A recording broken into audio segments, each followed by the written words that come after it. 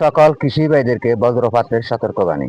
প্রিয় বন্ধুগণ, যখন এই সময়টা আসে, বর্ষাকাল আসে, কিংবা চৈত্র বৈশাখ জ্যৈষ্ঠ মাস, বজ্রপাতের আশঙ্কা বেশি হয়।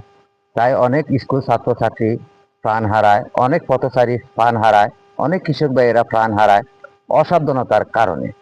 কারণ আপনারা জানেন, যখন চৈত্র বৈশাখ জ্যৈষ্ঠ মাস আসে, তখন কিন্তু কালো মেঘের ঘনঘটা হয়, বিদ্যুৎ চমকায়, তখনই কিন্তু বজ্রপাত শুরু হয়। যখন আপনারা দেখবেন বজ্রপাত শুরু হচ্ছে, অতি দ্রুত আপনাদের নিজ স্থানে চলে আসার জন্য চেষ্টা করবেন, কিংবা কোনো বৃক্ষর নিচে, বৃক্ষ মানে বড় কোনো গাছের নিচে আপনারা আশ্রয় নেবেন না। নিজ ঘরে চলে আসার জন্য চেষ্টা করবেন, আপনাদের গবাদি পশু নিয়ে, কিংবা আপনার ঘরের ভিতরে যে কারেন্টের মেইন সুইচ আছে, মেইন সুইচটা অফ করে রাখার জন্য চেষ্টা করবেন। কারণ আপনার বৈদ্যুতিক অনেক কিছু আছে, ফ্রিজ আছে, টিভি আছে, মোবাইল আছে, হয়তো বজ্রপাতের সময় এগুলা নষ্ট হইতে পারে, কিংবা এগুলা বাস্ট হইতে পারে। তাই ঘরের দরজা জানালা বন্ধ করে রাখুন। সব সময় আপনারা আবহাওয়াবিদদের খবরগুলা শুনবেন, টিভির পর্দায় নজর রাখবেন, ইউটিউব চ্যানেলে নজর রাখবেন।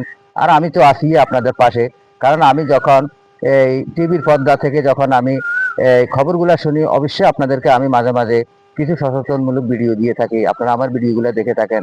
আপনাদের সকলকে আন্তরিক ভালোবাসা, অভিনন্দন জানিয়ে, বজ্রপাতের সতর্কবাণী জানিয়ে এখান থেকে বিদায় নিচ্ছি। আসসালামু আলাইকুম।